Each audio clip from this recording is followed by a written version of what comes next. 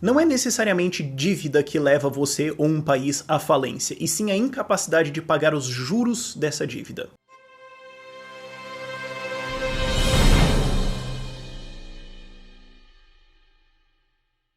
Porque essa é a coisa, do ponto de vista de investimento, de empreendedorismo, o único motivo razoável para você tomar dívida é se isso vai te tornar mais produtivo, se você vai ganhar dinheiro por tirar dinheiro emprestado. Então, digamos, você é trabalhador, você precisa trabalhar e você vai ganhar um salário muito maior agora do que o emprego que você está agora. Você está trocando de emprego, você vai ganhar um emprego, então você vai sair de zero para um novo salário. Porém, para ganhar este novo aumento, esse novo salário, você precisa de um carro para que você vá trabalhar. Senão você, por algum motivo, não consegue ir. Digamos, não tem linha de ônibus ou enfim. Você vai ter que comprar um carro. Aí você vai entrar numa dívida para pagar um carro. Sim, mas bom. Digamos que o aumento que você vai ganhar vai ser de 0 para 3 mil reais, o seu salário. Você vai sair de um salário de 3 para 6. Isso não existe muito, mas enfim. E a dívida do carro vai ser R$ 1.000 por mês. Você fala, bom, então eu tô pagando 1.000 para ganhar 2.000. Aí tá joia, aí vale a pena. Isso é o que acontece em indústrias para todo lado, né? Vale a pena você tirar crédito para ganhar dinheiro?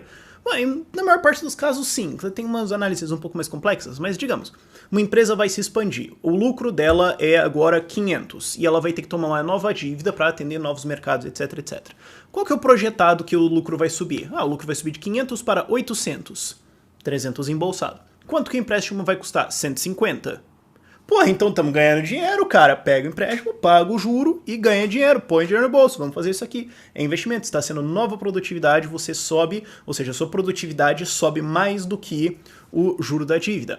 O que acontece com nações? Estados raramente conseguem fazer isso. Estados geralmente sobem sua dívida além do que a produtividade dessa população sobe. O maior exemplo disso é o Brasil, certo? A nossa produtividade não sobe desde 1981, mas a dívida subiu. Ou seja, os juros da dívida que o governo brasileiro tem que pagar são sempre crescentes, enquanto a produtividade brasileira não sobe. Embora o PIB possa subir porque gente desempregada está começando a trabalhar, eventualmente você bate num teto, e aí você vai ter que continuar tirando dívida, só que o salário das pessoas não sobe, impostos não sobem, e daí você se ferrou.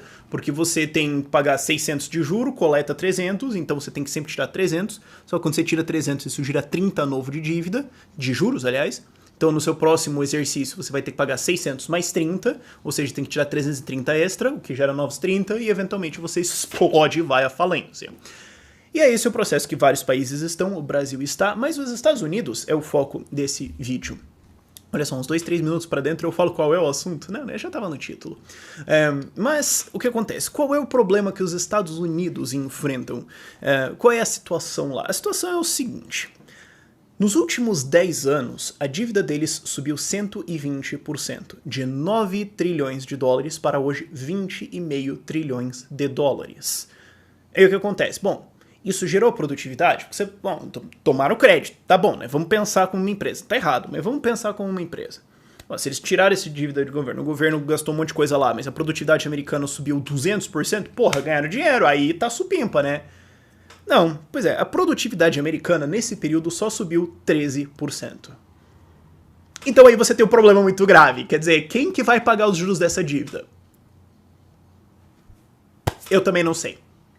Esse é o problema. Inclusive, salários cresceram menos do que isso. Os salários da população cresceram apenas 10% no período. Claro, nominalmente eles cresceram mais, mas quando você ajusta para a inflação de 20%, 21 e pouquinho por cento nos últimos 10 anos, você tem um crescimento de salário só de 10% ao longo dos últimos 10 anos, o que dá um pouquinho abaixo de 1% ao ano, que é uma taxa brasileira de aumento de salário, quer dizer, um negócio ridículo. E ainda assim a dívida empilhou para cima gigantescamente. Ok. E ainda você tem um outro problema que é menos pessoas estão trabalhando nos Estados Unidos, é a participação na força de trabalho. Quantas pessoas em idade de trabalhar estão trabalhando? Bom, 16 milhões de americanos saíram da força de trabalho nos últimos 10 anos. Então, esses caras não estão produzindo, então não estão gerando salário, então, bom, não tem como o governo taxar eles, então se o governo não tem como taxar eles, não tem como pegar esse dinheiro para pagar a dívida. Claro, imposto é roubo, isso aí é tudo uma organização criminosa, mas vamos esquecer isso aqui por um momento, ok? A gente está simplesmente fazendo uma análise contábil aqui, ok? Então, bom, não tem mais tanta gente para taxar, tem uma outra participação reduziu, o desemprego está baixo, mas o número bruto de trabalhadores caiu. Então você tem um problema. Então como é que você vai pagar isso? Exato, você não vai. Aí que mora o problema. Daí você pode me perguntar, mas espera aí, aliás, inclusive tem uma estatística muito boa também que saiu fim do ano passado, fim de 2017, de que a dívida dos domicílios, a dívida das pessoas, subiu 60% mais do que os salários delas. Então aí você tem um problema também, mesmo que o governo não quebre, como é que essas pessoas vão pagar as dívidas delas?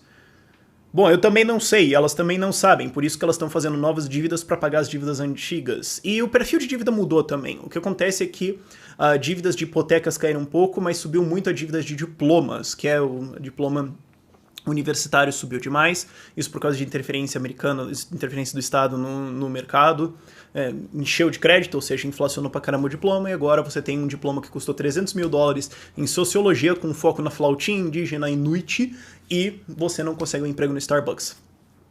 Como é que você vai pagar esse troço? Mano, eu não sei, o cara não sabe, talvez o cara da flautinha Inuit saiba, mas fora isso, ninguém tem realmente muita ideia do que vai acontecer ao redor disso. E aí você deve estar se perguntando, mas peraí, como é que eles pagaram isso até agora? Como é que a gente chegou nesse ponto? Se isso está tão horrível, como é que ainda está sustentável? Bom, é importante lembrar que nos últimos 10 anos, que é o período de tempo que esse vídeo se encontra, os Estados Unidos fizeram a maior intervenção monetária da história. Foi juros a zero, se você contar a inflação, inclusive eles foram para negativo. E aí, bom, todo mundo pode se endividar, né? Todo mundo comprando carro, todo mundo comprando aqueles diploma inútil, governo tirando dívida para todo lado, beleza. O problema é que eventualmente isso gera inflação, ela vai para 2%, que é o teto do Fed, chegou aí 3% por um pouquinho. Ela começa a subir e o Banco Central começa a ter que subir juros de volta. E aí você tem um problema. É a clássica armadilha de juros. O governo baixa juros, todo mundo compra dívida, como foi aqui no Brasil, aquele boomzão lá da nova matriz econômica. Ai, que festa desgraçada. O governo sobe juros, ninguém consegue arcar com isso, ninguém consegue refinanciar suas dívidas. A dívida que você pagava antes 2% agora custa 4%, 5%, 6%, o que para muitas empresas é o suficiente para acabar a festa, especialmente para empresas que se financiam majoritariamente com dívida, como por exemplo Netflix ou Uber.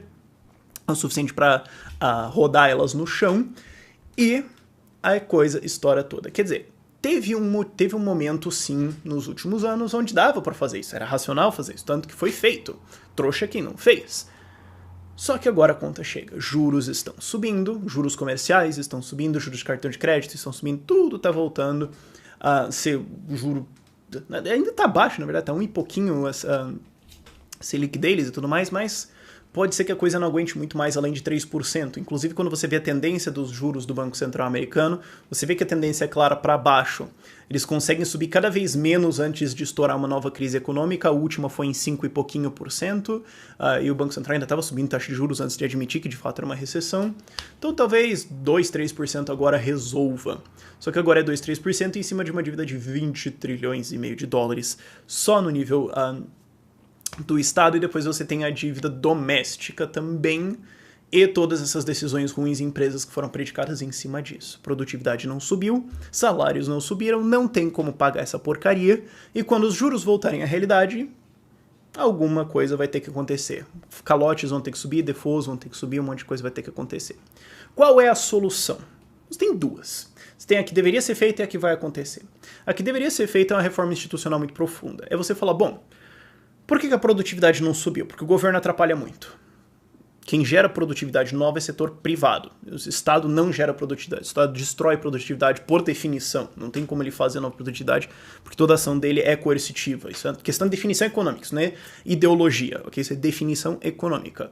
Uma coisa que gera riqueza é aquilo que foi uma troca voluntária. Se uma troca é involuntária, você não tem como dizer que isso gerou riqueza. Isso não é ideologia, gente. Isso é definições, ok? O que acontece? O Estado não consegue gerar nova produtividade, então você tem que reduzir o peso dele, cortar gastos, cortar o tamanho da estrutura dele, cortar intervenções e deixar que a produtividade volte a subir. O governo federal precisa parar de tomar nova dívida, precisa cortar gastos, porque daí sobra mais dívida para o setor privado, que vai abaixar os juros temporariamente e ajudar a resolver isso. Dá para desarmar essa bomba? Pô, até dá. Até dá. Se tiver coragem e meter um facão aí de no mínimo 50% no governo americano, dá, eu digo em gastos. Isso vai ser feito? É claro que não. É possível, eu acho. Eu acho que dá pra desarmar isso aqui. Agora, não vai ser feito. Sejamos sinceros. Eles não vão reduzir o gasto deles pela metade. Eles não vão demitir metade dos servidores públicos. Eles não vão reduzir toda a estrutura institucional regulatória e cartelizadora do governo americano. Não vão. E o que vai ser feito, então? tomar nova dívida para financiar os juros da dívida passada. Inclusive agora vai ter que subir isso por causa dos cortes de impostos do Trump, que embora ajudem as pessoas a reter mais dinheiro no bolso delas, isso colocado na ausência de cortes de gastos e na ausência de um corte regulatório, só gera um aumento do tamanho da dívida. Só isso. Ah, mas isso vai matar a besta de fome, né? Starve the beast. A gente vai tirar o dinheiro do governo americano e ele vai ter que cortar gastos. Não necessariamente, porque inclusive você tem um bom efeito político, em que você pode cortar impostos, então você diz para toda a base republicana, cortamos impostos, olha que bom para vocês. E os democratas podem falar, estamos gastando dinheiro a rodo, que bom para vocês. Então todo mundo ganha coisa, de tirar a dívida e estoura daqui a 5 anos, mas por enquanto é politicamente expediente. Então não existe nenhum motivo realmente agora para o governo falar, não, vamos cortar gastos.